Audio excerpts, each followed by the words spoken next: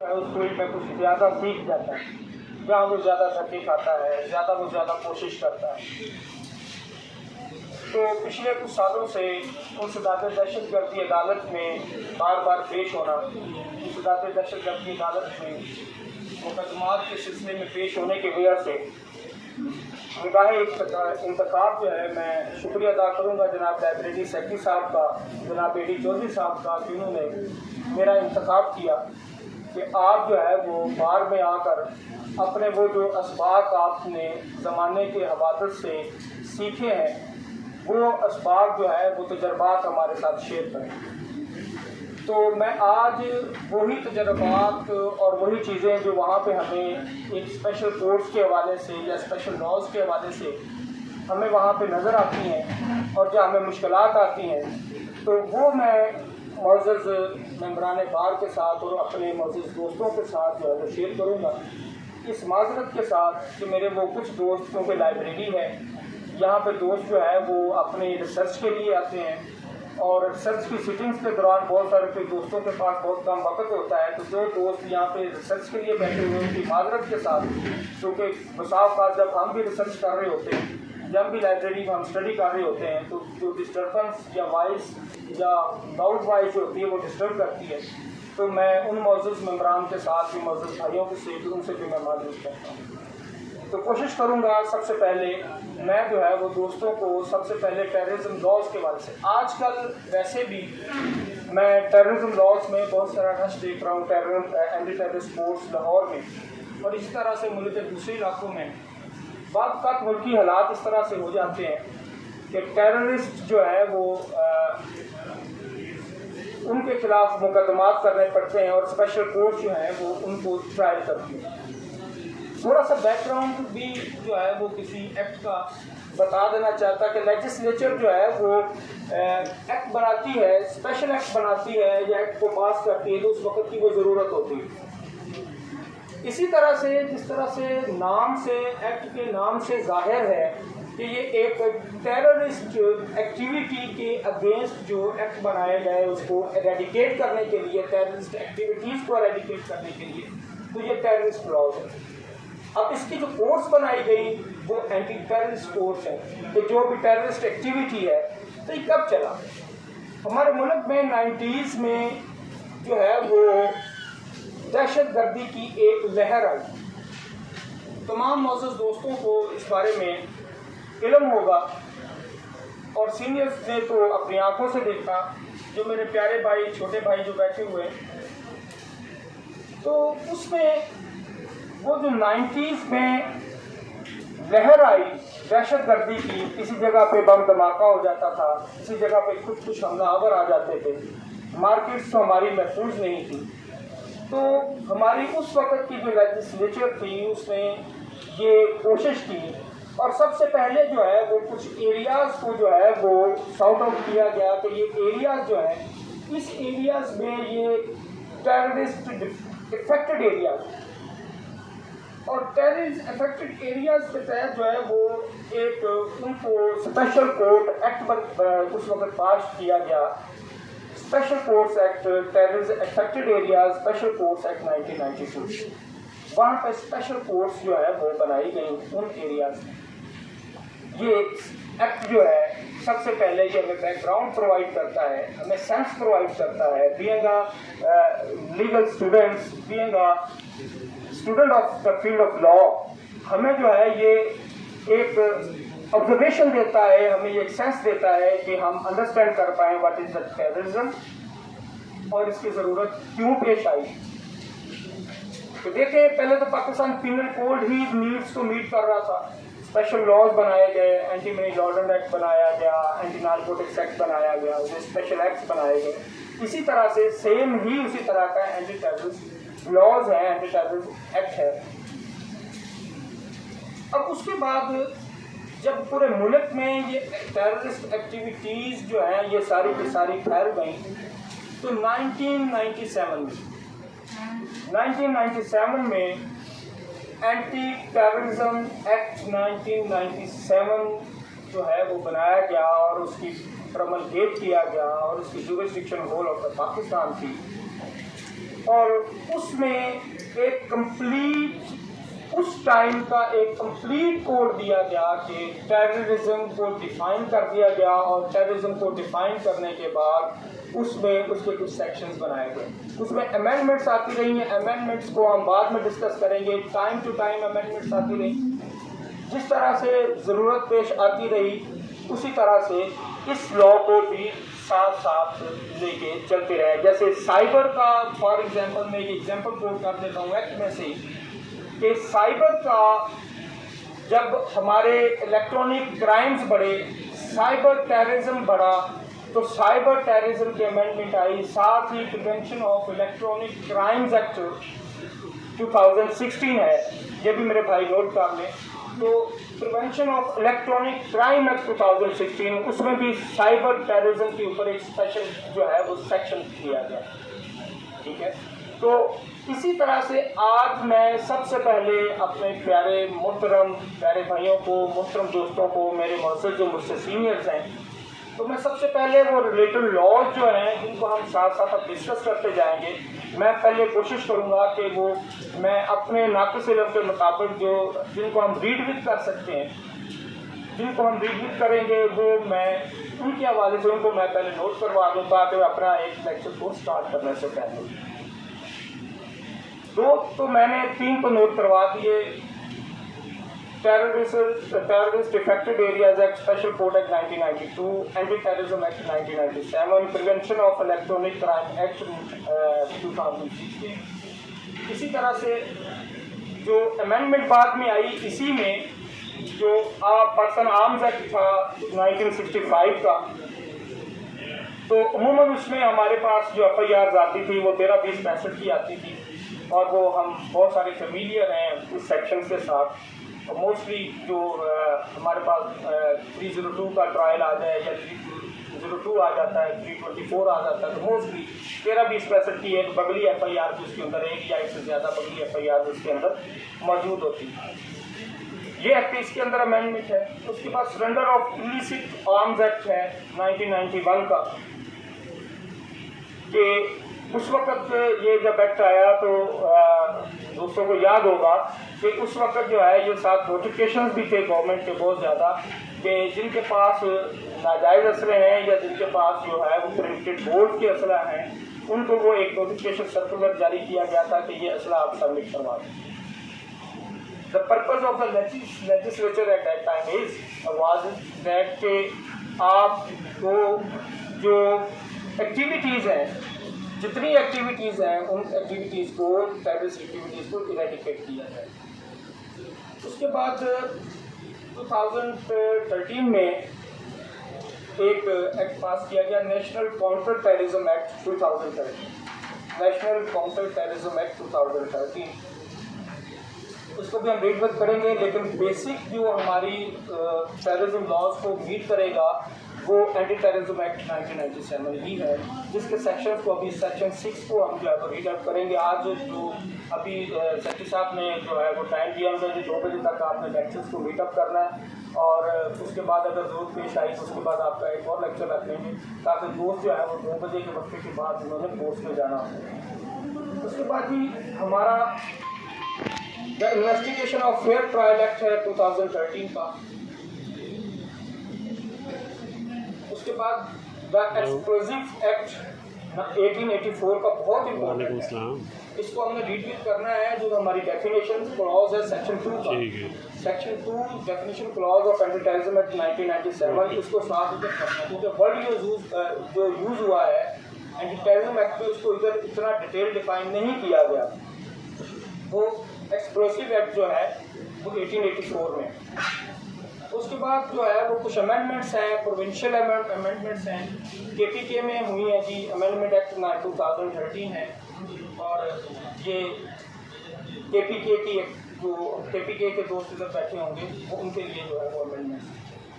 सिंध ने जो है वो 2013 में सिंध आर्म एक्ट 2013 जो है वो दोबारा से एक्ट लेके आया। तो सिंध के दोस्तों के लिए हमारे पंजाब में पर्सन आर्म्स एक्ट 1965 में अमेंडमेंट कर दी गई, जबकि सिंध में जो है वो एक्ट जो है 2013 में आर्म्स एक्ट था। मोस्ट इम्पोर्टेंट है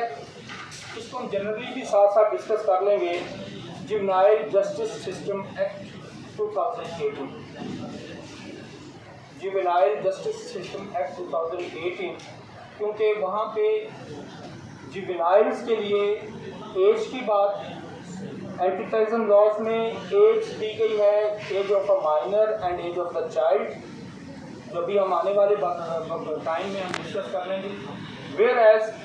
जुवेनाइल जस्टिस सिस्टम में जो एज है वो चाइल्ड की डेफिनेशन और चाइल्ड के हवाले से पूरे एक्ट को जो डिफाइन किया गया है, ये मोस्ट इम्पोर्टेंट है। उसमें बेल का और ट्रायल का जो प्रोसीजर दिया गया है। अगर ऐसा शख्स जो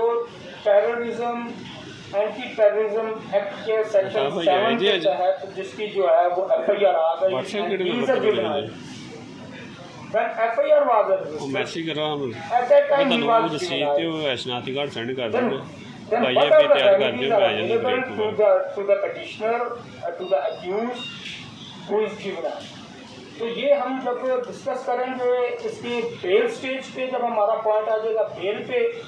तो बेल को हम जब डिस्कस करेंगे और बेल को जब हम रीड बैक करेंगे क्रिमिनल प्रोसीजर कोड के सेक्शन 497 और 498 के साथ, जो हम मोस्टली प्रीवियस बेल फाइल करते हैं तो हम लिख देते हैं 498 एंड और पोस्टर्स बेल फाइल करते हैं तो 497 के तहत हम जो है ना उसकी क्लॉजेस के तहत हम जो है वो डिस्कस करते हैं। जबकि एंटी टेररिज्म एक्ट में जो है वो हमारा सेक्शन बेल का जो है वो टोटली जो है वो डिफरेंट है। तो इस हवाले से भी हम जो है वो सारी बातें हमने अभी जो है ना वो डिस्कस कर ली। जब जुवेनाइल जस्टिस सिस्टम की मैं बात कर रहा था तो जुवेनाइल जस्टिस सिस्टम में बेल, जुवेनाइल के लिए बेल का स्पेशल क्राइटेरिया प्रोवाइड किया गया। और एक चीज़ जुवेनाइल जस्टिस सिस्टम जो है इसको हम रीड विद कर रहे हैं एंटी टेररिज्म लॉज के साथ। वहाँ पे ट्रायल की जब हम बात करेंगे, जब हम ट्रायल में आएंगे तो क्योंकि हम जो है वो इधर जुवेनाइल का इधर जब हम बात करते हैं बेल की तो वो मैं कर रहा था कि 497, 498 of the CRPC code of criminal procedure code, whereas the section 21B of the anti terrorism act 1997 deals with the bail. तो मोस्टली हम क्या करते हैं, जब हम पिटीशन लेके जाते हैं एंटी टेररिज्म कोर्ट में तो प्रीवियस बेल है तो हम लिख देते हैं पिटीशन अंडर सेक्शन 498 CRPC, और उसके बाद जो है वो फिर हम जे लेके जाते हैं तो हमें ऑब्जेक्शन का वहाँ पे जो है वो सामना करना पड़ता है, या जज साहब की एक मुस्कुराहट का सामना करना पड़ता है कि हम वहाँ पर सेक्शन 21B नहीं लिखते। तो ये एक तजर्बे में देखने में आया कि हमें जो जब हम बेल में जाते हैं तो there must be a section 21B of the anti terrorism act, bail before arrest under section such and such. तो जुवेनाइल जस्टिस सिस्टम जो है, जुवेनाइल जस्टिस सिस्टम में जब हम जाते हैं तो जुवेनाइल जस्टिस सिस्टम हम अगर प्रीवियस बेल भी लेके जा रहे हैं या पोस्टर्स बेल भी लेके जा रहे हैं and our client is a juvenile, our client is under age, our client is a minor, but there should be a ground mentioned in the petition that he is a juvenile and his birth certificate or the bail form is attached with the petition. That is a much important, or mostly because without any heinous offense, I am saying without any heinous offense, all non-bailable offences are bailable offences for the juveniles. That is written in the Juvenile Justice System Act. So, this ground in the bail petition of the juvenile is much satisfactory for the satisfaction of the Honourable Court that for the granting of the bail. तो मैंने बहुत सारी bells जो हैं इस तरह से post arrest bail, mostly post arrest bail हो जाती हैं क्योंकि टेररिस्ट एक्टिविटीज़ में अमूमन एजेंसीज। अच्छा हाँ, तो एक चीज़ और रह गई कि लोकल पुलिस तो FIR देती ही देती है। एक चीज़ जो इंट्रोडक्टरी लेक्चर में जो आज के इंट्रोडक्टरी लेक्चर है इसमें जो बात करने वाली थी वो तो देती है। एक स्पेशल डिपार्टमेंट है CTD, that is the counter terrorism department. of the Punjab Police. CTG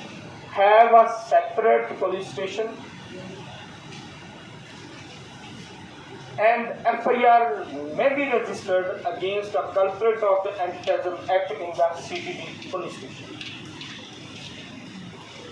तो ये बहुत इम्पोर्टेंट है। अमूमन हमें जो है वहाँ पे हम देखते हैं कि CTG के थाने की जो है वो FIR आ जाती है, ठीक है। तो नॉट टू वरी, वैसे भी हम जो है वो मैं कोशिश करूँगा कि मुझे जो सीखने को मिला है मैं दोस्तों को डिलीवर करूँ। तो एक्ट को पढ़ने से पहले एक्ट को हम एक्ट को हमें पढ़ना पड़ेगा। हम सेक्शन 6 में डेफिनेशंस दी गई हैं, सेक्शन 6 में डेफिनेशंस दी गई हैं कि which are the offences falls within the terrorism, वो हम उसको डिस्कस करेंगे, ठीक है। सेक्रेटेरियन टेररिज्म हो सकता है, व्हाट इज द टेररिज्म, वो भी हम डिस्कस करेंगे। पहले हम छोटी छोटी बातों को समझ रहे हैं जिससे हमें आने वाली चीज़ों को समझने में आसानी हो। और एक चीज़ और है कि जब टेररिज्म, जब हम बात को आसानी से एक्ट को समझ जाएंगे, लॉज को समझ जाएंगे, सिचुएशन को समझ जाएंगे, तो जब हमारे पास एक प्लेंटी ऑफ नॉलेज होगा तो हम जो है वो जाके जो अब जब हमारे पास क्लाइंट आएगा लेके तो हम बड़े आसानी के साथ उसको सेटिस्फाई कर सकेंगे। क्योंकि मोस्टली आजकल जो क्लाइंट आते हैं, मेरे भी तजर्बे में बात गई है, तो जैसे हम डॉक्टर के पास जाने से पहले 5-7 यूट्यूब पे वीडियोज़ देख लेते हैं, इसी तरह जब हमारे पास क्लाइंट आते हैं तो आने से पहले उन्होंने भी कई जो है यूट्यूब पे वीडियोस जो है वो देखी होती है। हमारे बहुत सारे भाई जो है वो यूट्यूब पे मशवरे दे रहे होते हैं। तो CTD is a department, CTD की investigation department is a separate department, totally procedure is a different, ठीक है। And that department was created for the eradication of the terrorist activities in the Pakistan. So अब मैं bell की बात कर रहा था। बेल पिटीशन में जब हम लेके जाएंगे और जुवेनाइल जस्टिस सिस्टम की बात कर रहा था, तो बेल के साथ और रिमांड।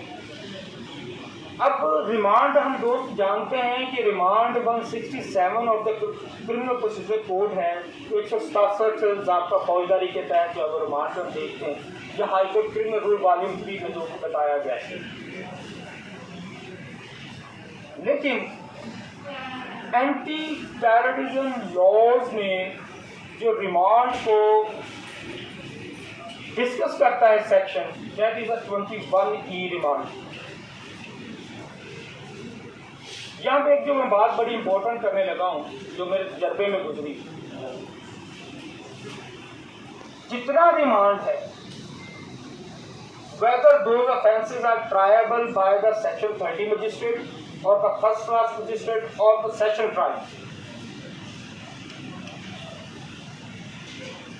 शेड्यूल में क्रिमिनल प्रोसीजर कोड के शेड्यूल में ये बात दी गई है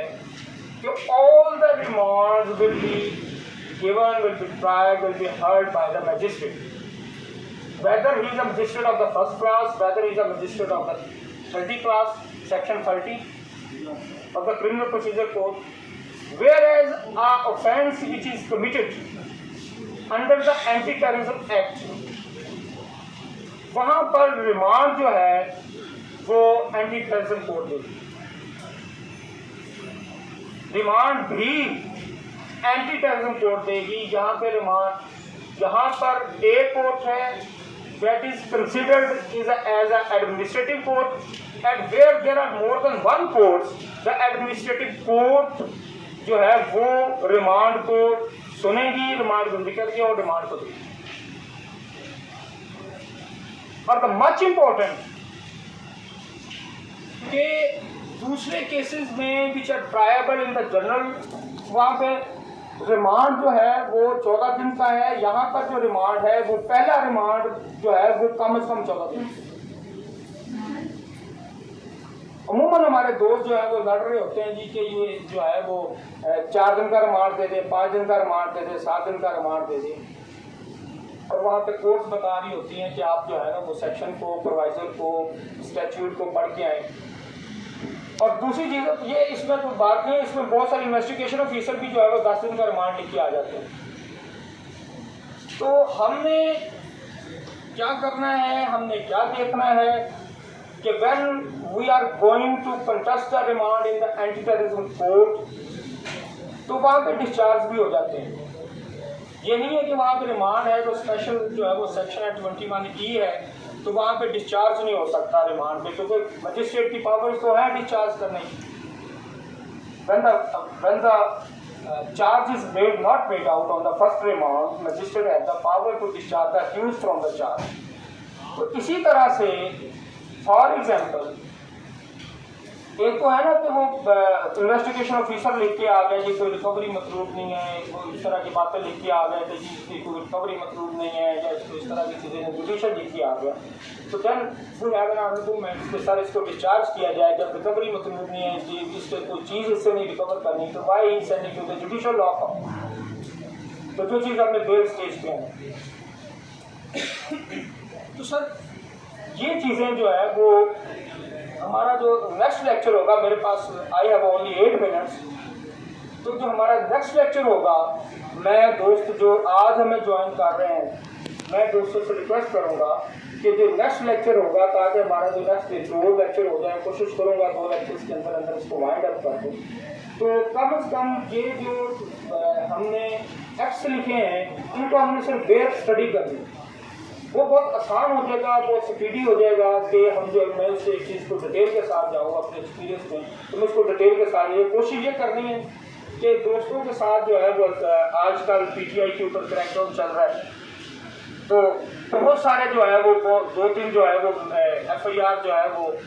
चल रही है, तो बहुत सारे दोस्तों के पास जो है वो केसेस आ रहे हैं,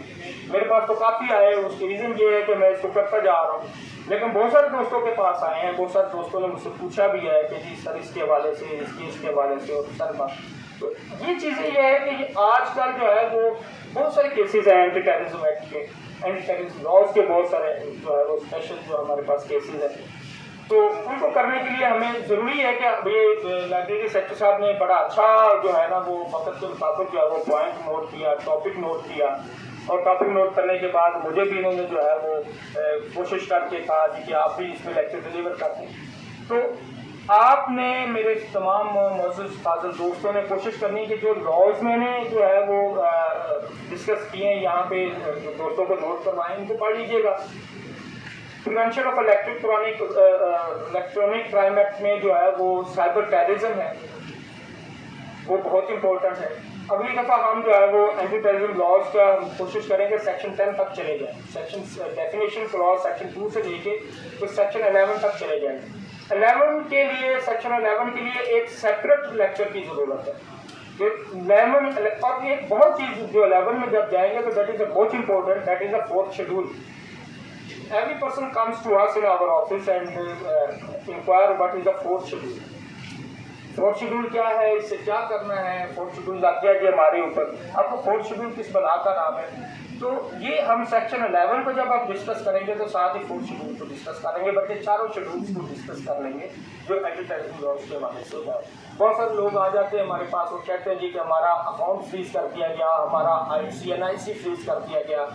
हमारा जो है वो पासपोर्ट को फ्रीज कर दिया गया है और 4th शेड्यूल हमारे ऊपर लग गया है। तो ये चीज़ें जो है वो इसको हम जो है वो उस वक्त जो है वो सेक्शन 11 को जब हम डिस्कस करेंगे तो उसके साथ हम उसको डिस्कस करेंगे। इसी तरह से जो अभी बहुत सारे क्वेश्चंस आ रहे हैं, ये हमारे अगले लेक्चर्स में भी बहुत सारे जो क्वेश्चन आ रहे हैं जी, ये जो है वो इस जमात के ऊपर पाबंदी लग गई, इसको कालाज़म करार दे दिया गया, ठीक है ना। तो ऐसी जो चीज़ें हैं, जो प्रोहिबिशन की बात जब हम करेंगे और प्रोस्क्रिप्शन की बात करेंगे तो ये हम जो है उसके हवाले से हम डिस्कस कर लेंगे। ये बहुत सारे सवालात हैं हमारे जिनके हमने उनको जवाब दें। तो मेरी गुजारिश ये है जी कि नेक्स्ट टाइम जो दोस्त हमें ज्वाइन करेंगे, मैं ये फुल बेंच की जजमेंट है जी ऑनरेबल सुप्रीम कोर्ट की, ये इसके बाद ये एंटी टेररिज्म लॉज पे बहुत सारी डिटेल जजमेंट है ये, ठीक है। और इसको दोस्त जो है ये है PLD 2020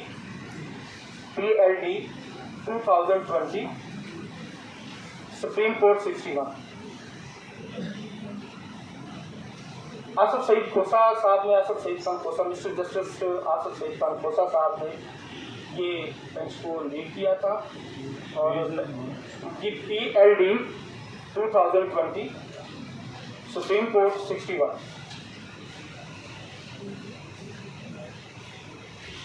हमारी लाइब्रेरी में मौजूद है, ये इसकी कॉपी करवा सकते हैं आप लोग, इसको जरूर पढ़ना है। This is the most important judgment on the terrorism. ठीक है, ये सबसे पहले the most priority of a lawyer जो एंटी टेररिज्म कोर्ट में अपीयर होने के लिए जा रहा है, उसे ये जजमेंट आसिफ सईद खान खोसा साहब की जो है वो बहुत सारी आसिफ सईद खान खोसा साहब की जजमेंट एंटी नारकोटिक्स में भी उनकी जो जजमेंट है वो भी लैंडमार्क जजमेंट्स हैं, और ये एंटी टेररिज्म लॉज में भी उनकी जजमेंट जो है वहाँ पे सेंटेंसिंग पॉलिसी जो थी एंटी नारकोटिक्स में 9C को जो डिफाइन किया था, वो 9C को जो डिफाइन किया और सेंटेंसिंग पॉलिसी बनाई, वो भी मिस्टर जस्टिस आसिफ सईद खान खोसा साहब की जजमेंट और ये भी लैंडमार्क है। इसके अलावा जो हमारे रिलेटेड लॉज हैं, मैं थोड़ा सा दोस्तों को जो है वो लिखवा दूँ, इनको जो है